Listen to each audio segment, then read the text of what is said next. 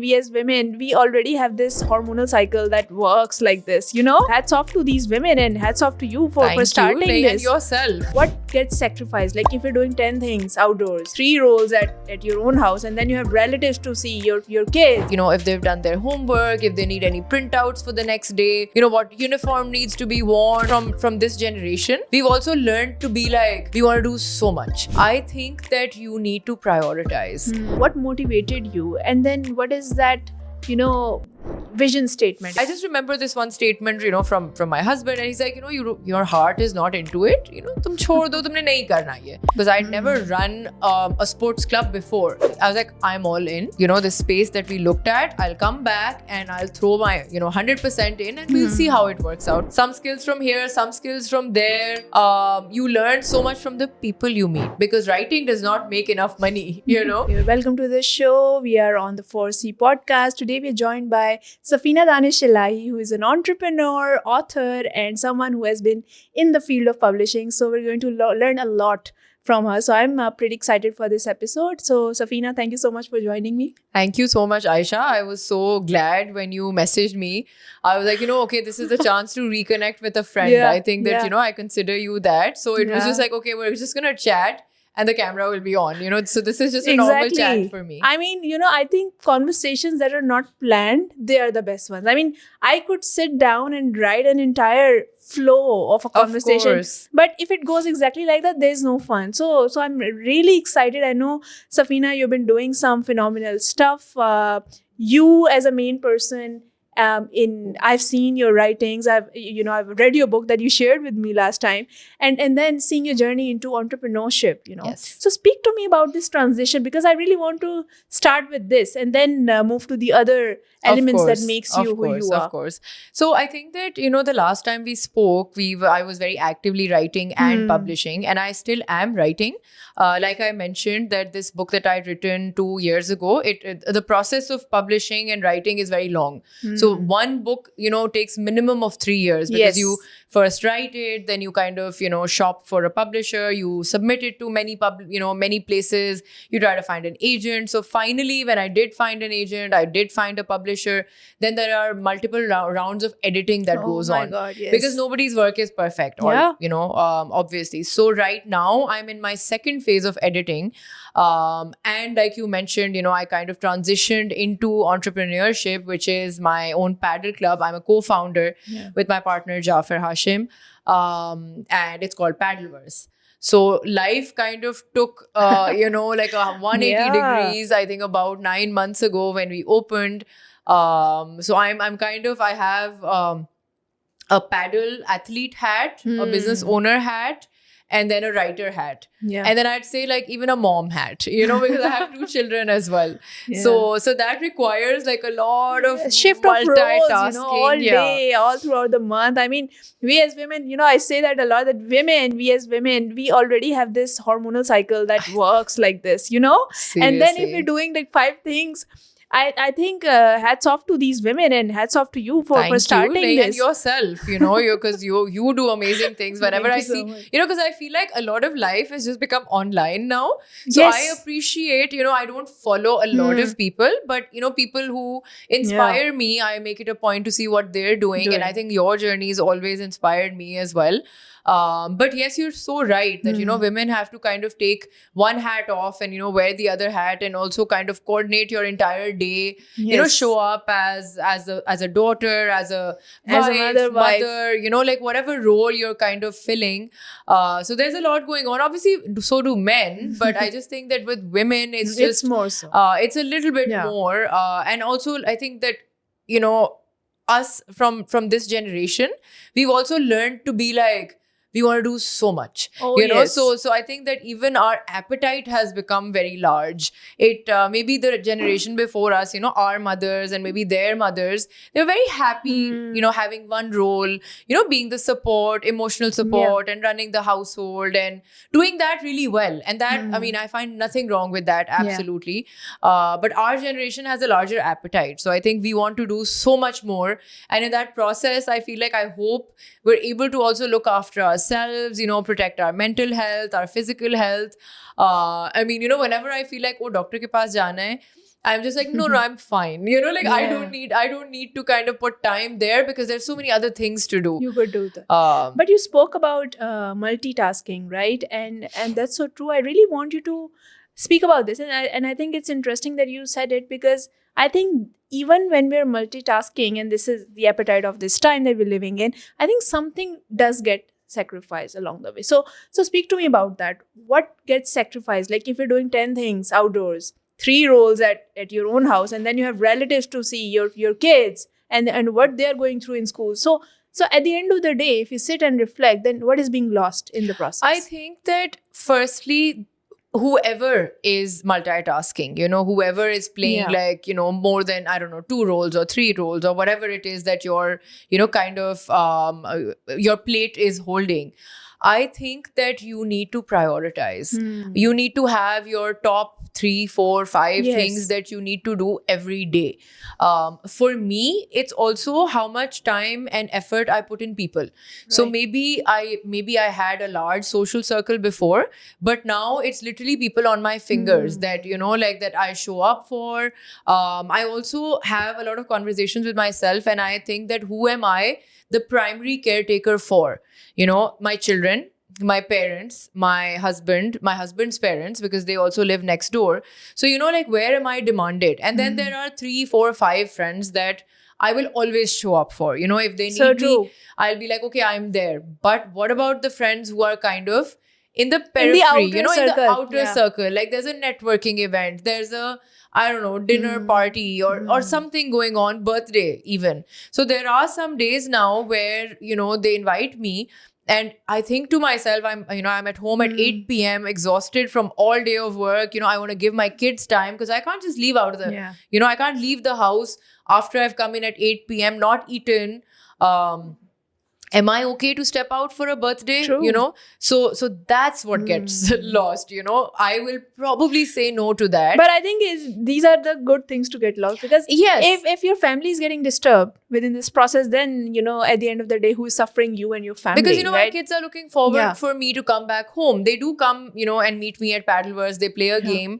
But at the end of the day, I need to check, you know, if they've done their homework, if they need any printouts for the next day, you know, what uniform needs to be worn, what driver needs to, you know, where does he need to pick my kids up from? They have classes. They have so much going on, right? So yes, then some of that gets compromised, which I'm okay with, by the way, because at the end of the day, you don't need 100 friends.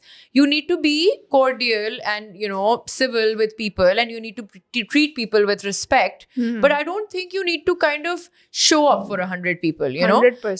So that gets a little compromised. One thing that is kind of like a sensitive thing for me is my gym. And I feel like when I had more time, I would go to the gym 5 times a week. And now I have gym classes. I've moved gym to Paddleverse so that it's easier to do. That's twice a week. And then I play paddle, you know, 4 times a week. So exercise is happening, but there was a certain routine I used to follow, you know, in terms of my weight training and everything. That has gotten a little bit compromised as well. God, so, you know, it's like, where do you choose yourself and where do you choose work? You have to choose that sweet balance at the end of the day. But, you know, this transition to Paddleverse, what motivated you? And then what is that, you know, vision statement, if I say it that way, that actually you were like, this needs to happen because no one else is doing. So what was that story? So you know, Paddleverse actually happened at a time where I had just gotten done with my master's, and I did my master's in writing, which is my basically core job. You know, I was publishing. I founded Reverie Publishers at the time that we met before.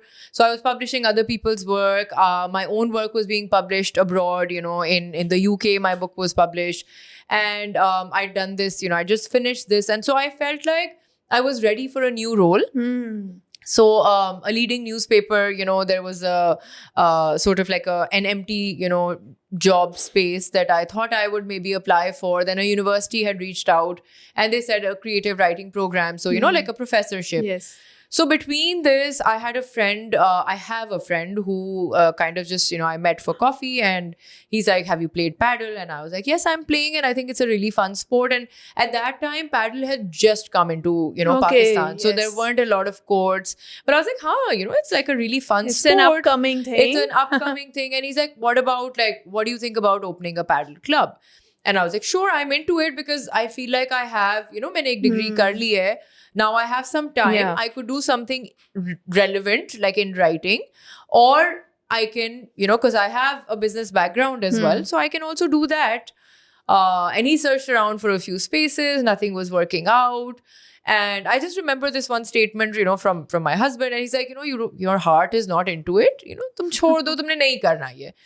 And I was on a flight to Boston for my graduation.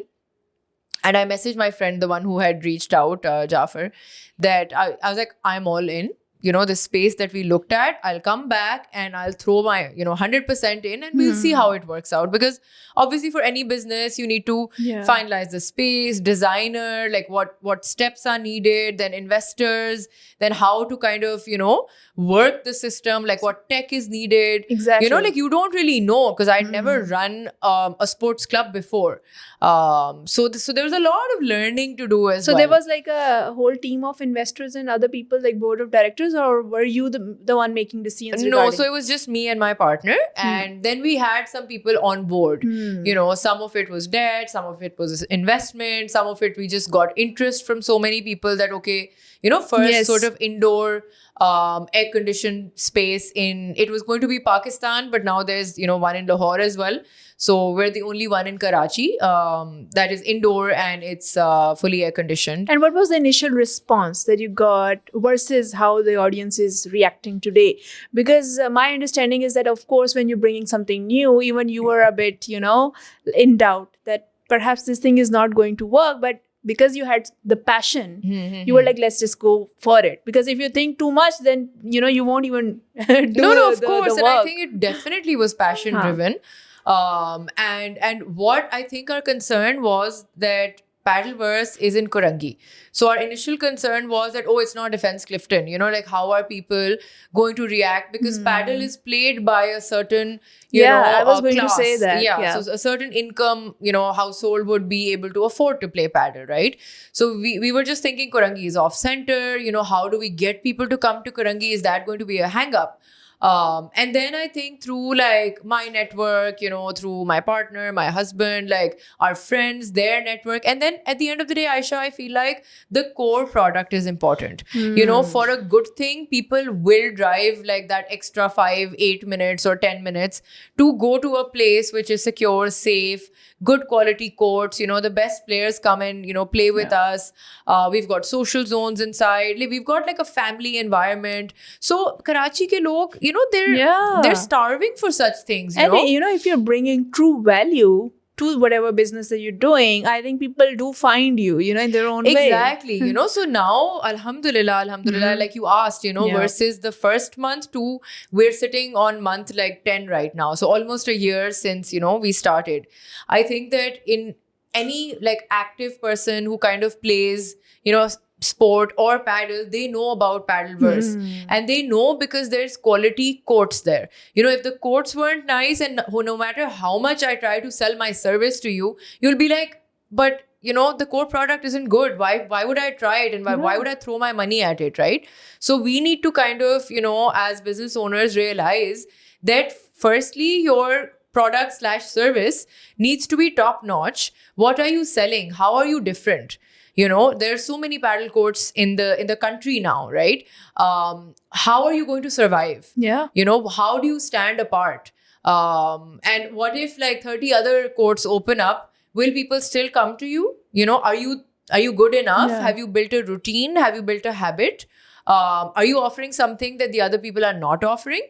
And only then will you kind of sustain the demand for your service and your product. Because I feel like the initial attention that any business gets, I think that's more so for the hype. Something is new, people want to try. But in order to keep that, as you said, the only thing that can bring a customer again, a paying customer again, is something that brings value beyond that, value beyond your competitors and stuff. And I think you've rightly said that. And that's why I want to come to the next question, which is, because you have this understanding, I think this requires research at many levels. Of This course. requires for you to wear a hat that is almost like, you're on the laptop and you're actually searching 10 other things. Okay, what are these people doing? What is missing in Karachi? So speak to me about that process, and how important is this process before you actually jump to saying that, okay, let's start this thing, and you are my co-founder, right? And we'll come to that. How do you choose your team and everything? So basically, I think that what was important was that before we started as well, like, I took coaching. I went to clubs in Dubai. I checked out, because there was no paddle club in Karachi. So you were that was checking indoors. them in Dubai. So we checked out, clubs in Dubai. Then I did a paddle camp in Spain. I saw that, like, how do academies work there? How are paddle clubs working there? So, and within, like, even Karachi, new paddle clubs were coming up. So we did a little bit of research there. And plus, like, with my writing career, I kind of knew that, that so it came industry. handy, right? Yeah, like, I knew that industry, and then, like, this was completely different. Yes. So some skills I obviously used, but again, it's a whole new world. It is. And, like, when we were talking about multitasking, you were also asking me, like, Safina, then, like, what's going on about your writing? And so yeah, like, my next book comes inshallah out in January 2026. And that's also a very interesting concept. And I think that the reason I wrote that was also because of, the friendships that we were talking about. And that book is about 4 friends who kind of are very in each other's lives. They're very active. And then suddenly life happens. Like, somebody is getting married, somebody moves away, something happens, and they can't be there for each other. They can't show up in each other's lives. So I feel like, these 2 different worlds I'm living in right now, in which I'm in the writing world, and then it's the, the business, the sort of athletic circle. But you know what? I feel that all of it is complementary. Some skills from here, some skills from there.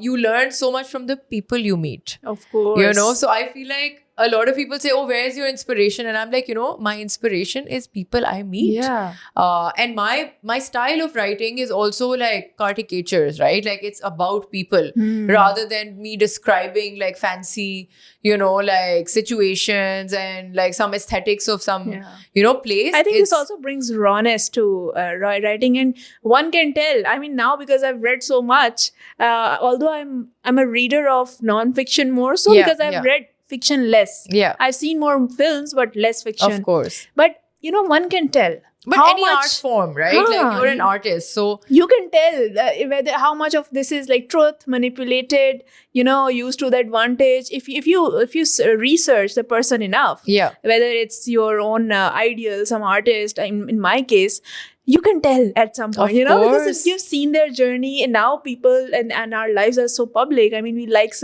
posting even a slight inspiration that we get, and we have this urge. I mean, I get this urge that I'm thinking something new, and sometimes I have to control myself. Of course, you don't have to put this out. Okay? Yeah. So I think this is quite interesting, and sometimes I think this brings us a lot of advantage that we are having multiple hats. Of course. See, like, writing is going to take you time anyway. Of course, right? You're not going to come up with a book in next 2 months. It's going to take you time. You're going to write, you're going to rewrite, you're going to create a manuscript, and then in 3 months you're going to come back to it and read with a fresh mind before you go to that process. Of course. So I think this is so important, and I want Safina, you to speak more about this thing, that why this multitasking and this process of you going back to books, connecting with your author-related audience and your network, because I know you do publish writers too, yes. which is not so regular, but you do it. So how do you then switch, and how does this help you helps you to keep engaged your audience in different audiences, because you have different networks now? Definitely. I Aisha, when I started writing, I was in awe of all the people around me, because writers that I interacted with were all such intelligent people, you know, because they've read for years in their lives, whether non-fiction or fiction. And I mean, if you looked at their like CVs and what colleges and universities and like seminars and residencies they'd attended, You get intimidated. you know, I was just like, oh my God, who am I even? You know, proper imposter syndrome. Like, Yeah, I was like, yeah, yeah. what am I doing here? You know? But when you speak to them, you know, these people, you're also so inspired of their journeys and the way they write. I mean, this one writer who was also, and we were gonna speak Yeah. about the residency as well. Yeah. So he was part of the residency the 1 year before me. His name's Shehan Karunatilaka. He's a Sri Lankan writer who's also the Booker Prize winner. Okay. So I met him and I actually interviewed him Okay. at the Karachi Literature Festival. Right. And, you know, just being around him and other writers who were there, I just found it so inspirational. So, you know, like when you meet so many different people from so many different circles, I think that like you just learn so much from them. You know, how they conduct themselves. And then when they meet people from the business community. So I also, I remember at the time I was hosting dinners. So I don't know if I should name the writer, but he's a good friend of mine, and he was talking to somebody who runs a business, and he's like, I don't understand how you run a business and he'd written like 3 very successful books, Yeah. and he's like, I'm in awe of businessmen.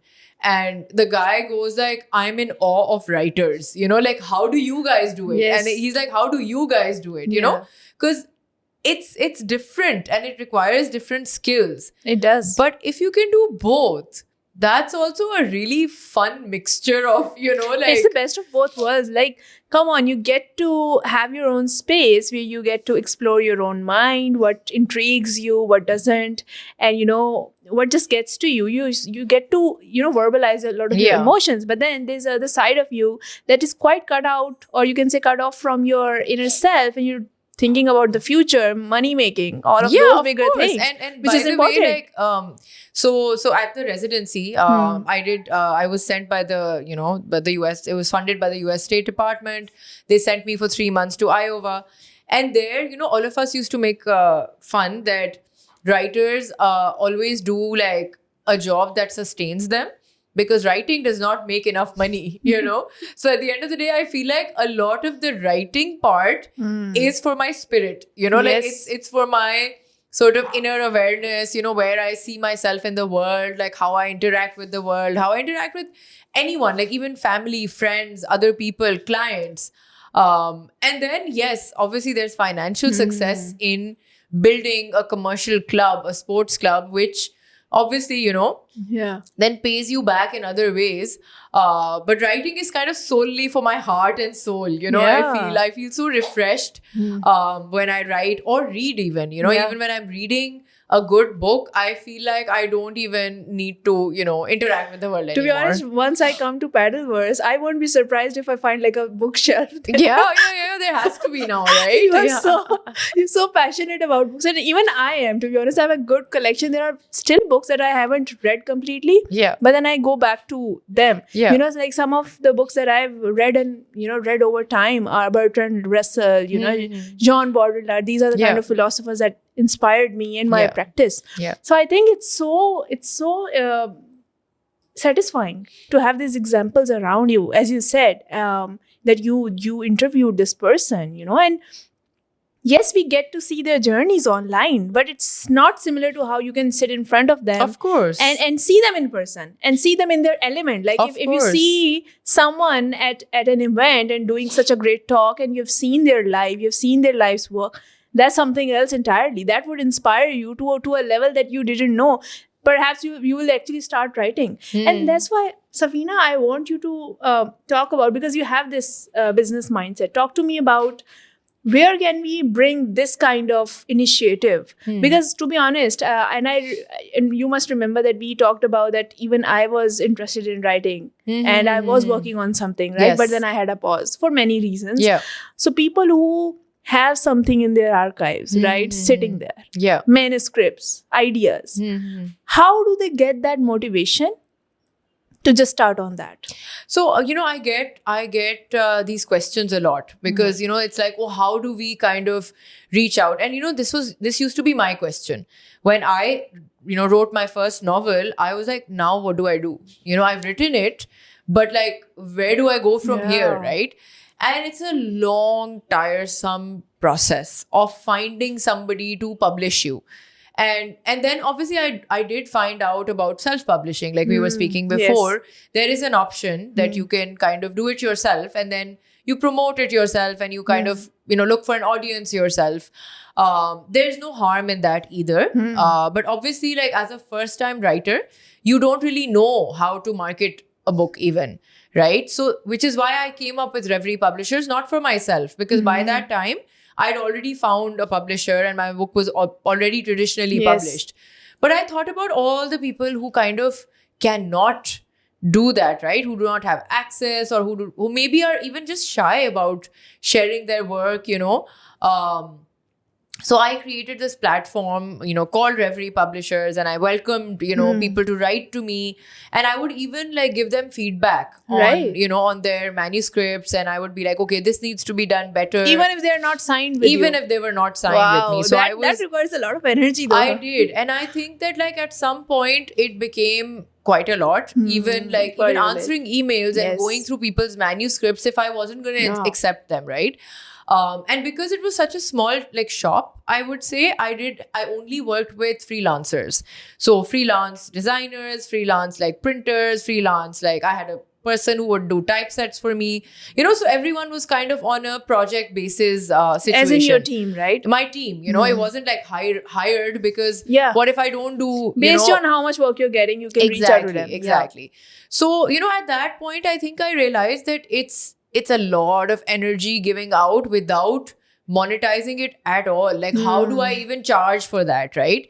And I was kind of doing it to give back at the time. But, at some point, and then obviously, I took projects that I really liked. They did really well as well. There were some amazing, great books that I published, that other people were writing within Pakistan. And they did great, and I made great friendships with them, and I promoted them. And I think for a while, that kind of served me really well. And then I think there came a point where I had 2 or 3 bad experiences as well, because I was also helping people self-publish. So then they were treating it as a product. So it was like, oh, you haven't delivered this on time. And I was just in my head about, okay, this is literature for me. This is a passion. What am I not delivering? I didn't really understand that relationship, but I was doing it to sustain the business. That I was like, okay, enough money needs to come in so that I can support, right? Even if I'm not making a bit, a profit or anything, it still needs to self-sustain. I can't keep putting in my own money and then losing money there. And then, I had a few bad experiences, which is after which I thought that, okay, I think that maybe take a little breather. And then I want to go back to it eventually, where I do selective books a year, I publish other people's work too, but maybe 1 or 2 books a year. And I mean, the company is it's very much active. Right. We still, we still kind of distribute, and the books are still available and everything. But I took one step back because of all the time and energy that I was, kind of... I think it's also the phase of life. You maybe have to take a step back. And see the bigger picture. It was affecting my mental health a little bit as well because of those, I think 2-3 bad projects. I think sometimes these kind of experiences, they happen because people who are coming in, and I've seen this for publishers. I mean, I also have some publishers in my network, and having spoken to them, I've realized that sometimes people don't have the same definition of delivering the task, or same definition of what 2 people want from the same thing. Because see, perhaps there was more like a passion thing for you. You are doing it to give back. Yes. Right? You're giving it time. You're treating it as any kind of art that requires the time. You can't rush art. But they are not treating it as that way. And you know what, Aisha, I think I made the mistake that I also did not define boundaries. Yes. I felt that, I was answering and I was becoming people's personal assistant, or God knows what it was. But now, even with a lot more that I'm doing, But if somebody gives me a call at 9 p.m., I tell them, listen, thank you. I will speak to you tomorrow. So it gets very tough to kind of not be able to separate work and life. Oh, yes. And like at night now, I'm just like, okay, I need to just either read or I don't know, like watch TV or sit with my kids or whatever it is that unwinds me. But I cannot keep doing this WhatsApp and whatever situation at night. So I think thoda boundary issue bhi mujhe hua Even tha. with things that we are passionate about, I think we sometimes forget that we have to put that boundary there so that the other person knows, okay, this is not doable, even if the person is so passionate and willing to help, right? Exactly. I felt that, those boundaries were getting crossed, and I think that it wasn't giving me back as much as I was giving it, So at the end of the day, it needs to be a good balance of, if you're making a difference, then it feels good doing something, like for the publishing industry as well. As long as I was able to facilitate and I was able to publish for people and I was able to market for people and they were happy with that and they were feeling accomplished, I was feeling accomplished, right? The second it became negative, where it started being, you didn't do this and you didn't do that, I was like, wait.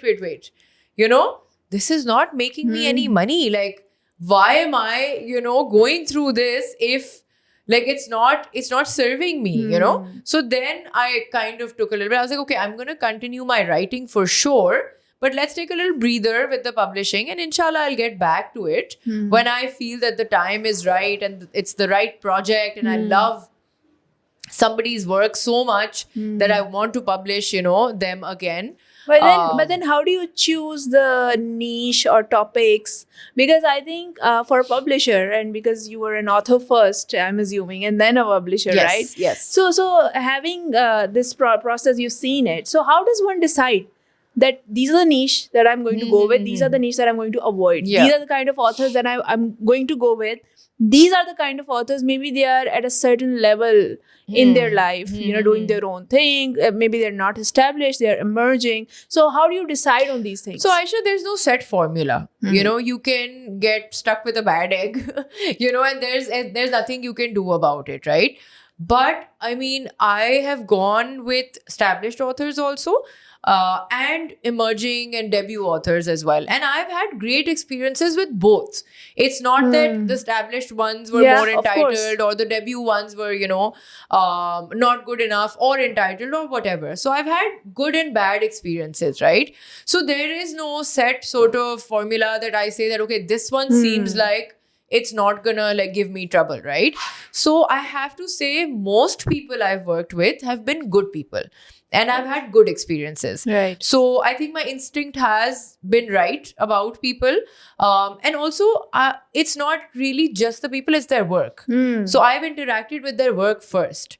I've read their work. And then if the work speaks to me and I'm like, okay, this is something out of the ordinary, then I go for it. Right. 1 or 2 times, it even came recommended. Okay. That somebody said that, listen, you must read this. And then I'm like, okay, let me take out time and then I will read it.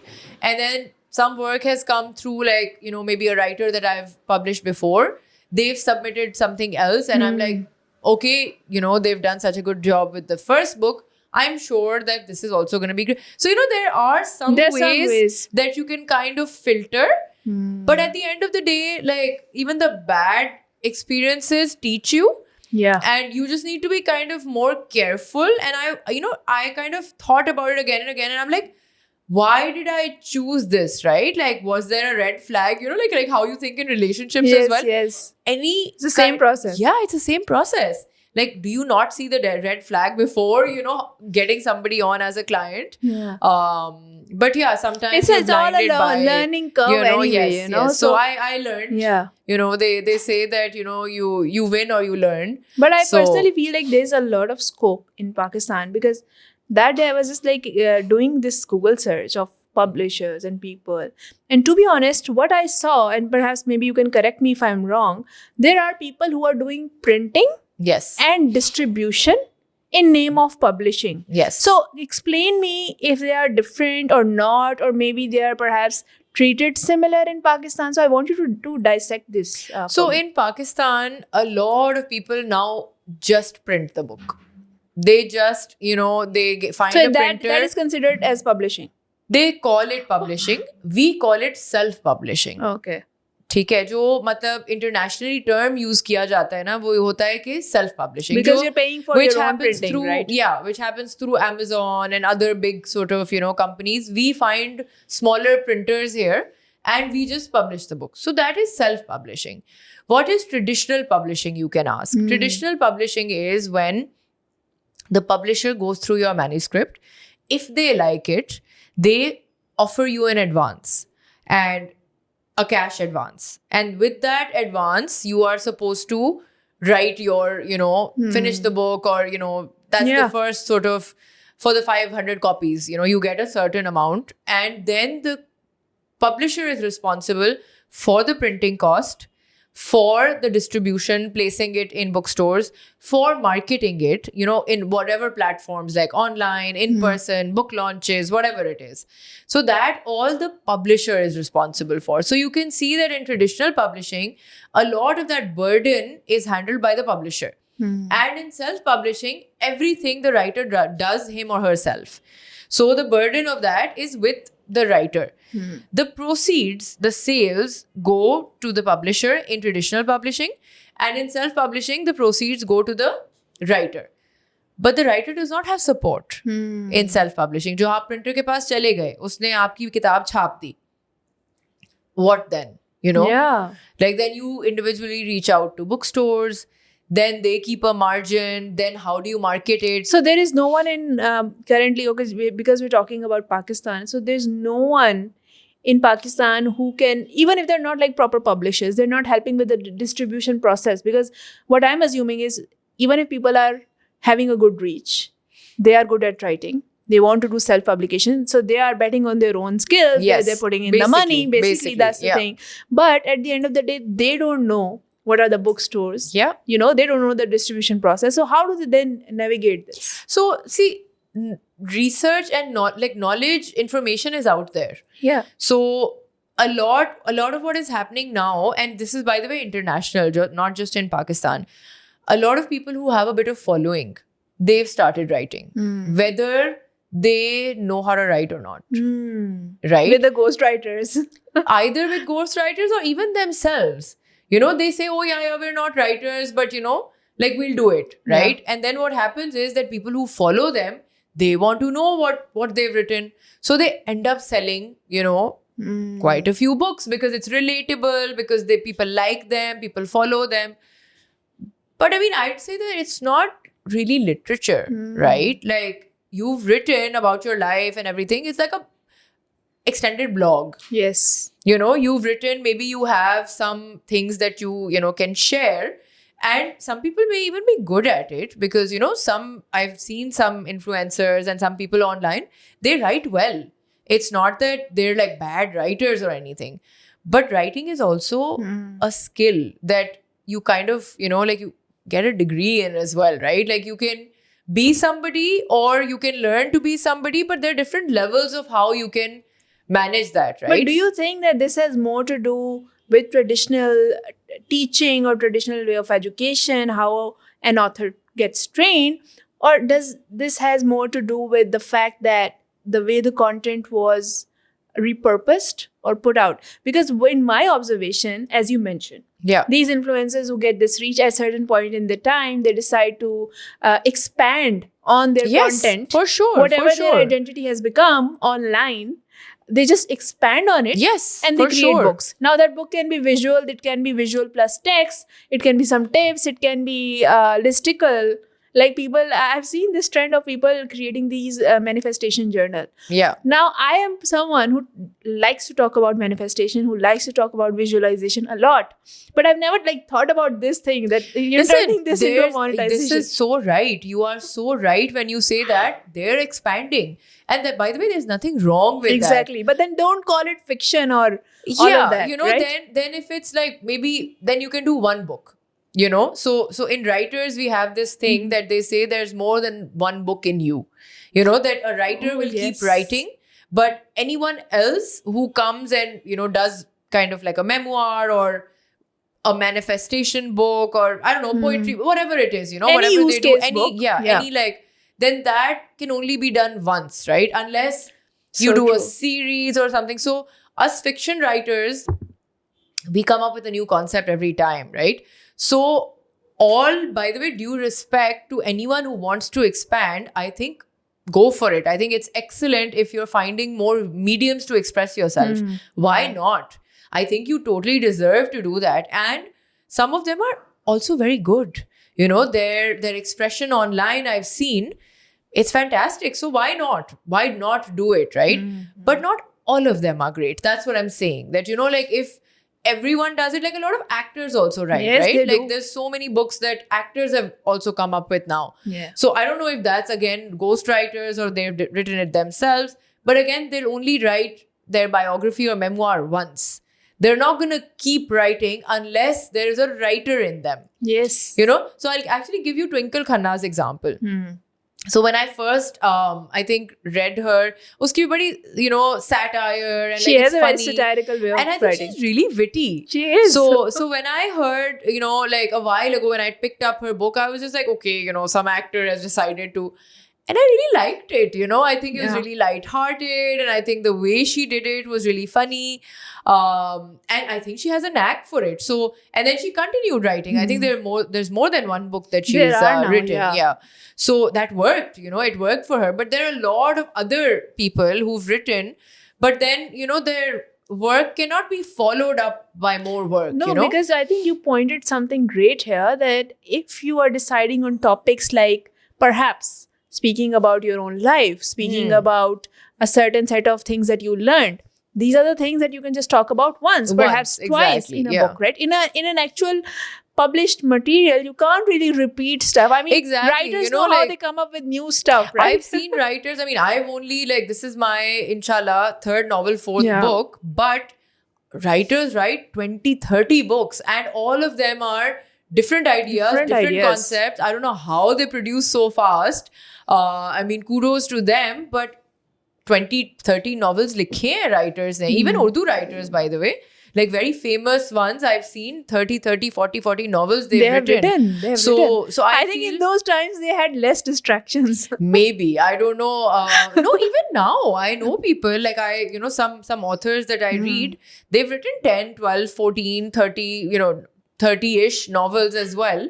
And I mean, they're all different ideas and great novels as well. So yeah, I mean, I feel like if you're writing sort of like about your life, like you said, kitna likh lenge? You can't write much. You know, kitna, like people also get bored now. They'll be like, okay, now we know about your life. Yeah. Now what? And But- exactly this is why I think certain actors opt for this idea mid-career or someplace, you know, where they want to document what's been done. And then I think the concept is similar to how some people would then express it in the form of a documentary. Yeah, Documentary is yeah. a video. This is like Also, a I published feel like minute. there's also like, oh, there's a large reveal in the book. You know, I think this happened, I don't know which actor it was, that they're like, oh, they spoke about their, you know, stint with drug abuse or something. So that's the selling point of the book, that, oh, there's a grand reveal in it.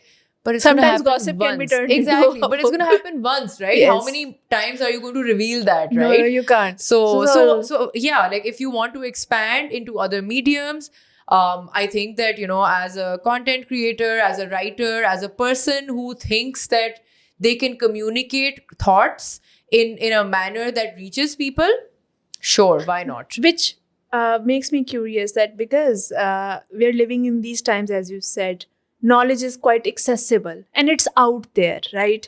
And then, of course, I don't want to mention, but everyone knows about AI. I mean, it creates on a click. Of course. So speak to me about where we are heading. As someone who is fond of writing, and I'm speaking from a very, traditional writing, sensibility. I don't want an answer, based on the fact that, okay, yes, I mean, we do write, we can also create. I want you to comment and perhaps criticize this idea. Like, what's the role of traditional writing versus where we are heading with this quick content production? So I thought about this a lot, actually, you know, when ChatGPT was probably launched, you know, and I thought that, okay, like, would writers become redundant? Because now, you know, like, even if you need to write an essay, you can just give a prompt and it'll just give you the entire essay, right? Yes. But you need to understand that AI has only the information, and that might be a lot of information, but it only has information that has been fed into it. So think all the inventions of the world. How did people invent things? With ideas, But right? we are talking about hardcore inventions, right? And I agree, because if we talk about inventions, that then human essence, then actual writers, actual artists Yeah, are yeah, important. of But course. let's say for a second we assume that someone who is going to a library or a bookstore just to get a good read, right? They don't care about the author. Of course. They haven't connected. Perhaps this person is going to a bookstore to buy for the sake of buying because that person has the money. They want to invest and buy a good read, right? Yeah. So in that case, do you think then that defeats the purpose? Then this person would think that, okay, I should perhaps write a story that I want to read. Do you think there will be time, or are we heading towards that time where this is going to become quite common? Or do you think, no, this can never substitute the fact that a real person with a real background is writing it? So there's this, I guess, dichotomy to your question as well. Yes. There are two sides to it as well, where one side, I feel like, yes, AI can give you anything. It can give you any story you want to read. You write a prompt, I would like to read a story with this. But what if you don't know what you want to read? Then what do you ask? So when I go to a bookstore, I don't always go with an agenda. I go there and I'm like, what do I want to read? Like if I go to a restaurant and, I'm like, recommend me something. What do I want to eat? Sometimes we don't know what will kind of attract our interest. So a bookstore makes me kind of like open possibilities, right? I can also ask ChatGPT, I am in the mood of reading commercial fiction, this, that. So that can also happen. But at the same time, a real person is coming up with real stories that AI has not experienced. So the raw emotion, I feel, a person can bring. A lot of things AI can do.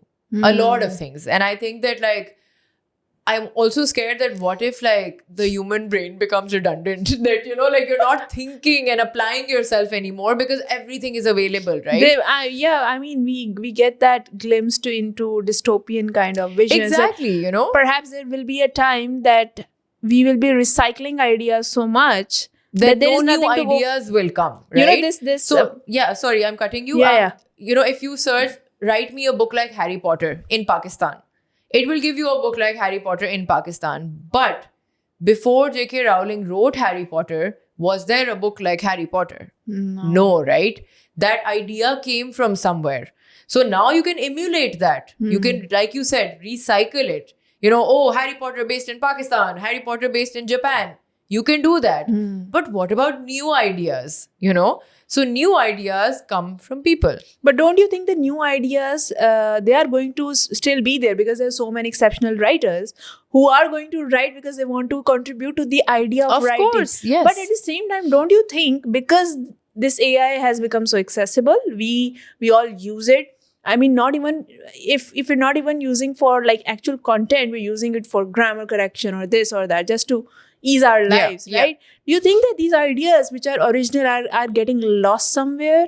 Or is there no harm? Like they can coexist? I don't think, they can coexist. I think they will coexist. I don't think that they will get lost. I do think that perhaps, as many writers as we would have produced otherwise, they would just be like, okay, so this is already available, right? So thoda sa to obviously jab machines aayi, to factory workers kam ho gaye na, so obviously like that will be replaced. But I don't think it will be replaced completely because we still need, great philosophers to give their ideas. We still need great fiction to come out. But what if the actual philosophers, people who have like actually learned things, they have seen life in a certain domain, they have understood life before actually sitting down and thinking, okay, I'm going to write a book on this, right? These people, they are going to say their thing. But then there are people who are going to act the same way in front of the audience, right? They are going to appear in front of the conferences, in front of press, and they're going to say these recycled thoughts because AI is helping them create and become a puppet for it to be able to say their words. Again, with True, such, and you I can't think stop this is right? what I'm Yes, so you scared can't about. really stop that. And the thing is that my concern is that yes, there are a lot of I think ways in which you can tell if it's if AI is being used. So my son is in grade 7, and he's given instructions in where you can use AI. So it says okay, you can use ChatGPT in this, but you can't use in this. So don't use it to create a peel paragraph. Don't use it to create, analysis of this, but you can use it to gather information. So you need to learn how to use AI as well, because if, God forbid, you don't know how to do an analysis, how will you do that analysis in your mind? Your mind needs to work. Yes. So I think that all of this conversation, we need to learn to use it in the correct manner. We can't discard it. Oh, AI is taking over our lives, our jobs, our livelihood. This conversation is not that important. That is not the conversation we should be having. The conversation we should be having is that how do we use it to better our lives? It is so convenient. Like now, if I need to even make a contract, I can just be like, ChatGPT, like, I want this contract between two parties, and like, it'll give you a contract. So obviously, ease of convenience. Does that mean that lawyers don't need to get a degree anymore? No, because there are still issues that are so technical that will need to be argued and debated in court according to the law and stuff. But basic stuff, it'll give you, more kind of, what do you call it? I don't want to say elite, but more complicated thoughts will come out of the human mind. But basic stuff you can recycle, reuse, get easily, correct grammar, create a paragraph, that can These be are done the by use cases AI. that brings efficiency. So as long as it does that, It brings efficiency. so we get more time to do what we love. So why not? Exactly. Yeah. No, I think that what you said makes sense. And I want to now come back to your both roles, simultaneously. And just want to understand that because you were a writer first and then you went into publishing business, which eventually now helped you into your other business. Yeah. But then writing, did that make you a more empathetic, you can say, publisher? Because publishers can be harsh. Not so much in Pakistan because there's not a scope. But I want you to talk about this relation. And then again, vice versa. Being a publisher, does that bring you more ideas to how a publisher would read your writing? Because these are two different perspectives on how you see the other person. Yes. So speak to me about this relation. Yes. So I feel that when you're on one side of the, of the table, you understand the person, you empathize with that person's troubles even more. So being a writer, the troubles that I had, the challenges of being published, I tried to overcome those in my role as a publisher. Right. I was like, okay, easy access, okay, response time, okay, this, that. Like I tried to do ticks.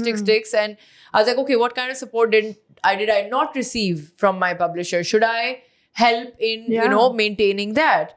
But again, like I told you that, like between all those ticks, I basically had no boundaries, then I became so much that I wanted to kind of cover for, the support that I wanted as a writer, that I gave too much support, and then that cost me as well. So empathy, definitely. But I think that, like, again, there just needs to be a balance everywhere. Like, yes, empathize, but then if you're running a business, then you need to also understand that it needs to make you something. It needs to be worth your time, and it needs to run as a business. You can't keep calling it like a passion project and spend all kinds of hours in it and it doesn't pay you back, because at the end of the day, you've spent on your education, your time is worth something, right? A lot of people, like you said, like, did you give feedback for free and stuff? Yes, I did. But then at the end of the day, sometimes when I said that, okay, like, this is going to be the fee for it, it was like, oh, but why? And you're like, because I acquired an education for it, you know, and now I'm imparting that knowledge and I'm using my time and effort, and it's worth a certain amount of money, and there's no shame in that. There's no shame. You know, and it just felt like, oh my God, am I overcharging? No, I'm not, because I've learned something that, you know, now I'm using, and it's a service. As long as it's bringing value to the other person, that should be fine. And also, I want to, you know, move a bit back from all these traditional ways of publishing for a second, because I mean, we talked about fiction, non-fiction, and all the genres that you are also interested in publishing. You know, at some point in your time, you'll go back and you'll start supporting people. But I really want to understand, like, what is the current landscape of Pakistan when we think about non-linear ways of publication, not just the linear ones, because we know that, okay, if it's a novel, then it has to be 100 pages above. I don't know what the criteria is. And then if it's a educational book, then it has to be a certain way. But then, because I've been thinking the same question for the other forms of content as well. Like, this question remains same. So that's why I'm asking you as well. I've been thinking about this for books. I've been thinking about this for videos, for any form of art. So how do we bring more experimental take on publishing? Yeah. On non-linear publishing and literal publishing, like any kind of journal. I mean, it doesn't have to be a book, right? So speak to me about the scope of that. Are people interested? Should people still do it? I mean, I love zines and small booklets that can give you quick information on something, or whether it's like a small section of poetry that someone actually thought to not convert to a big book, but it was just like a tiny idea that you wanted to convert into a sweet little publication with some visuals. I mean, these are some of the ideas that I have. For sure. I think that, like, what you're talking about, a lot of that is also happening in Pakistan, by the way. I have a good friend called Mina Malik. She runs a publishing platform with Hassan Tahir. And they're great, honestly. Like, they do these zines, they do, you know, poetry books, they do mini books. I also published a friend's work that was also a collection of, you know, stories. So it was a super thin book, like, no, kind of, you said, you know, ki kitne 100 pages hone experimental chahiye, take, you know, any new it idea. was just a collection of stories and poems, actually. So people do these experiments for sure. But saying that, I feel that it is an era of content, and I know that there's a lot of trash content out there that gets so much attention, and I think that's like literally brain rot. You know, it's like, what are you even selling, or what are you even, you know, like, people have millions of followers, and when you go on their profiles, you're like, oh my God, like, what intelligent person will interact with this content, right? So, and there are some, by the way, pages that I also follow. Some have, you know, like, it's quote of the day. And then there's this Indian writer, actually, who talks about the conflict in Gaza and Israel. So he's very knowledgeable, and he's kind of against the tide. So there's a lot of hate on his page as well, but he's very, very knowledgeable. So I see a lot of his content when he's talking about this conflict. And even like Pakistan and neighboring country, and, you know, like, all of that. So it's just really to find that voice, it's really interesting to sort of, you know, see and hear his content, because he's a very intelligent person. So now if he'd written a book, it would only be, if I find a book on his, you know, in a bookshop, where is it available? Is it even available in Pakistan? But because he runs a page and he talks very intelligently on that page, I feel like that's a great, you know, sort of interaction or way to impart information. So there are a lot of that type of, you know, people who are doing, and even, by the way, podcasts like you're doing. Yes. You know, you're probably calling a lot of people who have a lot of, you know, insights and a lot of information to impart and knowledge to impart, and whoever's watching this, maybe they can learn a thing or two from those people, right? Absolutely. So there are many forms of, I think that, you can have booklets, which is kind of traditional, but not novel form. And they're also kind of nice to pick up. You know, you don't want to commit to a whole novel. Exactly. You read a short story. You like read a quick piece. idea. you get a piece of that artist or thinker Absolutely. or writer Absolutely. or author. Absolutely. Yeah. So yeah, a collection of short stories, but also I feel like, yeah, like you said, experimental, right? So it makes you pause. You know, good content should make you pause, and it Yes. should make you think. I True. don't believe in this fazool, you know, like Yeah. whatever Trendy stuff. trendy stuff that, you know, is happening around.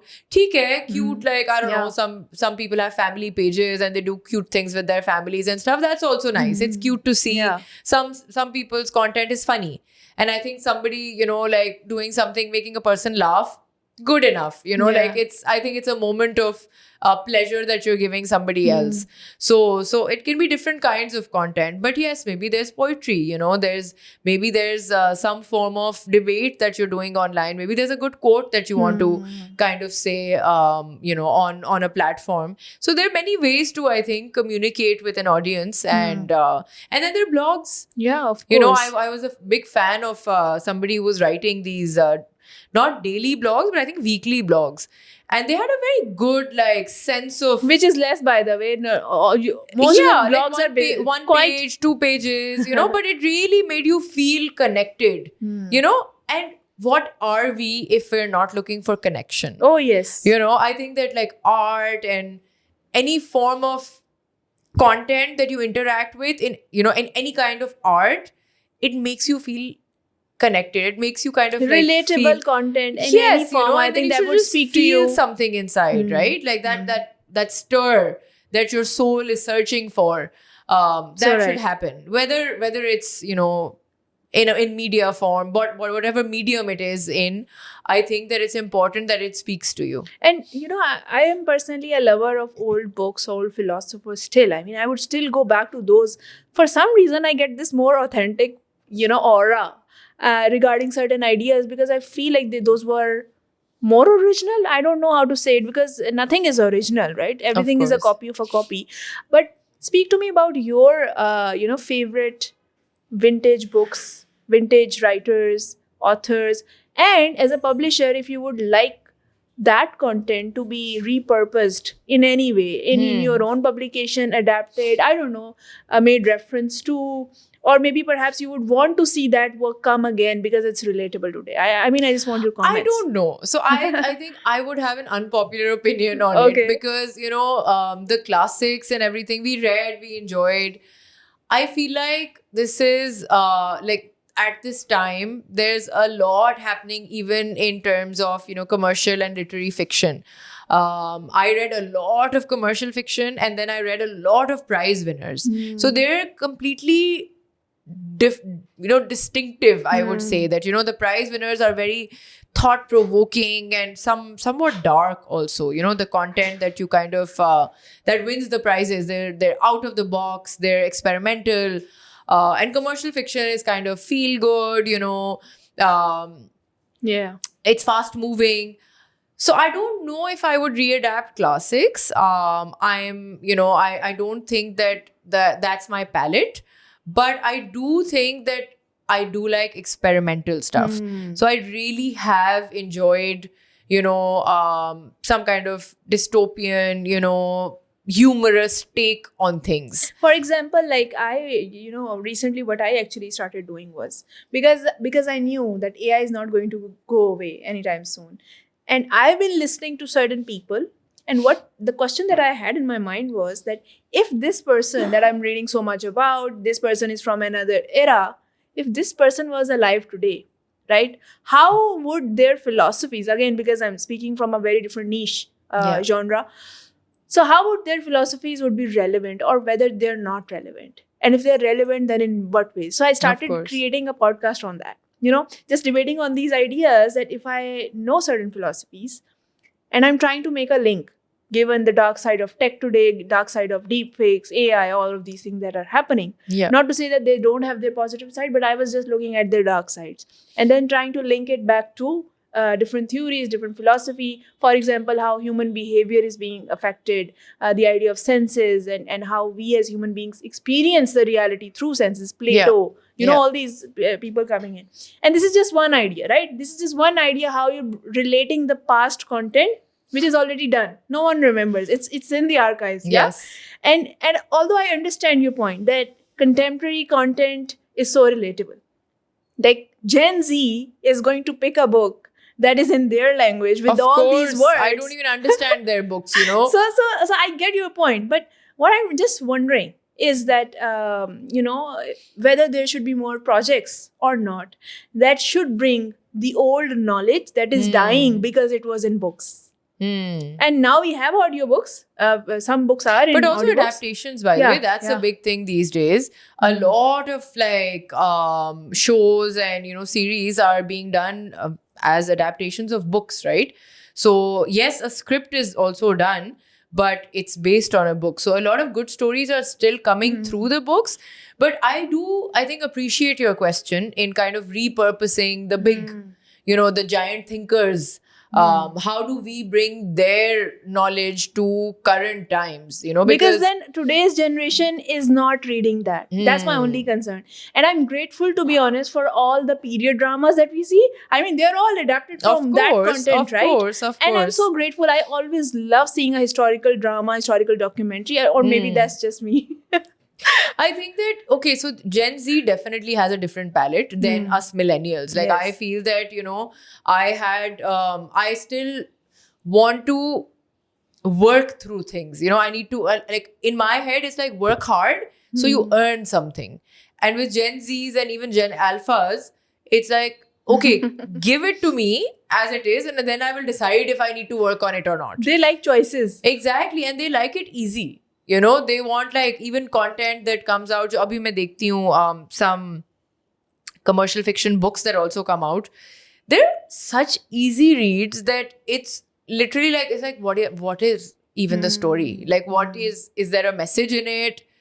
What did I just read? So there's a lot of that content as well. But yes, I think as a writer, as somebody who has interest in some great philosophy, I think people bring in that in their work as well. So it depends. Like, maybe when you write a book, you will have some kind of influence in it, and you can bring that about in terms of what interests you and what has influenced your writing and your work. Which brings me to my most favorite topic now, which is self-publishing. Now, I want you to speak about this hassle related to self-publishing and how important is it that before publishing a book, someone like me who's considering a book is in the archive, something that I've been writing since forever before AI came, and now I've been like comparing my writing to what AI is writing. I've had those times. Of course. But listen, this is just self-doubt, that you've had. I think that it's just, you need to not do the comparison. But one can't help, right? Because I know for sure that even if I write it out, let's say someone who doesn't know that, I've been writing, I've been interested in thoughts, I've been reading a lot. They might just say, oh, maybe she has written an AI book, No, so there are ways to do it, na? Yeah. Like, if you submit it somewhere, they will probably run it AI through check. a software where they'll be like, okay, has this been written before, So I think that, yes, it seems like copying is very easy, but I don't think that a traditional publisher will never publish something that has been generated Obviously, by because AI, then it's, right? they are under question. Yeah, of course. But yes, maybe you can self-publish it. And there are a lot of cheaters who will do that. But right? then speak to me. Then if this is the thing, because obviously we're talking about someone who's trying to launch, not just me, someone who's trying to launch their career as a publisher, even as a side career, right? If they're doing something else, they want to write, and they don't want to perhaps go through this entire hassle of finding the right publisher, someone who trusts their vision, all of that. Yeah. Then what does this person do? Do they just take a leap and write something and format it themselves, do the editing and just put it out based on their own engagement? Or should they go the traditional route and find the best publisher? I mean, I am a big proponent of traditional publishing because it's like handing people who know what they're doing to them. You can do anything yourself. आप हो सकता है कल को you want to build a table, आप furniture भी बना सकते हैं. Yeah, you can. ठीक है? But you go to a carpenter who knows how to do things to do it for you, right? Again, there are many things you can do yourself. But then don't you think this will bring your writing to question? Like, people would ask if it's a self-published book. And it does bring it to question. Yes, whether it's written by you. Of course, it does bring into question because We don't know what kind of editor was on board. Maybe you Yes. didn't edit it. Maybe Yeah. it's full of mistakes, right? So you never know. With self-publishing, yes, you can hire an editor, you can still make it as good as a traditionally published book, but you can also not, because there's no checks and controls, right? Then what is the role of publisher beyond the process of editing and distribution, especially in Pakistan? Marketing. Marketing. Yeah, you And- kind of create an author, right? Hmm. Like you do enough for them, you kind of build this presence online, in person. I'll just give you a little bit of background. I didn't do a lot, honestly, Hmm. because doing a lot requires a lot of funds, right? Like doing a lot would be to organize 6 book launches all over Oh, Pakistan, yes. right? But I did organize intercity book launches. So Hmm. I would take my authors to, if it was an author from Karachi, I would pay for the ticket and I would take them to Lahore, and then I would organize a book launch in Lahore. Then I would also partner with a bookstore in Lahore and then in Islamabad and place their books there, apart from the Karachi, like, Liberty Books or whatever. So I did that, right? Then I would even sometimes fly with them. I would make them meet the community of writers, and I would connect them to other people who were doing these book blogging and book interviews and stuff. I even actually partnered with somebody who was making these really cool videos. Hmm. So they were interviewing the writer, but at the same time they were doing like a lifestyle thing. So I kind of partnered, and obviously anyone who puts an effort charges money, It right? does. So I was putting in a lot of effort that way as well. And then Hmm. I tried connecting them to festivals. जो ये festivals होते हैं सारे literature festivals, उनमें if they can get a spot, I did book signings for them. I did multiple book sessions where they would interact with readers. I would organize either at a cafe or a bookstore. So there's a lot that the publisher can do, and I did to some extent do it. I also connected some writers who the British Council approved, and then we did their sessions there. So if tomorrow, like, somebody comes and they reach out to the British Council, okay, can I have an event there? They'll say no, Hmm. you can't, because who They are have their you? own check You and know? balance for So everything. because I built a relationship with them, then when I would recommend somebody, they would be like, okay, Hmm. okay, yes, we'll do it. So there was a book we did about the Zeenat Haroon Prize. It was a collection of short stories. This lovely lady, Saira, she runs the Zeenat Haroon Foundation. So, and it's a prize that's been running for many, many years. And I think, like, it's a fantastic thing because it's a short story prize Yeah. for Pakistani writers. So 1 year it's fiction, 1 year it's non-fiction. She reached out to me, Saira Vaidi, and she said, I want to publish a collection. And I said, okay, very well. And then we gave writers, their kind of, what do you call it, reimbursement, for kind of giving their story for us to publish. We formed it, we put it in a book form. Then we called some of the writers to British Council. And then we did an event, where people interacted with them. They had their little celebrity moment because they had only done one short Oh, story, yes. right? So they interacted with people, they signed copies. Like, it was one big thing, right? It wasn't a lot, but it was something. But it meant a lot for those people. Of yeah? course it did. Of course. And they're brilliant writers. Like, it wasn't that they weren't good writers. It was just that they'd not written a novel. They'd written one short story that had kind of, grabbed attention. So yeah, that's the kind of work that publishers do. Hmm. And then they help in book cover design. They give feedback. They make sure the edits are run along smoothly. There's a way to do things. And the publisher generally knows what way it is. I think self-publishing is very good if certain point of your career you understand publishing through a traditional publisher. Yes, And of then you course. want to expand on your own book writing, and then because it's a content creation, right? Then you're putting content out, but then it's going through a legitimate means. Yeah. I think this is the only barrier with Yeah. book writing. But otherwise, like you said, self-publishing is available. If anyone wants to express themselves, they should. They should not just think that this is not good enough and it should just sit there because we can't find a publisher. You're right about those things. And I think this is why it's again important, circling back, that you are an entrepreneur. You have this these different things happening in your life that we can be grateful for, that if one is not happening, we can fall back to the other. And I think this is a true treasure. And my last question, Safina, to you is, you can give your thoughts on that, is what is one book, if you had your life's work in one book, what would that book be about? Is that one book I am going to write? Yes, you have to know. Oh, there can't be. I don't think there can be. If there was one. So I feel like I'm pretty sure, Aisha, you also feel the same, that you are not one person. There are many versions of you. So you can give 3 to 4. Okay. One book that I would like to write. Let's do that. Or a topic, perhaps. You don't want to reveal the idea. Okay, let's do 2, 3. Okay. So some things that I want to kind of explore. I want to explore a sports book because, I've lived that life, right? I think this is the right time for that. Yes, because I've been, I've been part of a team. Yes. I've been, I've had a partner who I consistently played with. I won tournaments with her. I ran, I run a sports club.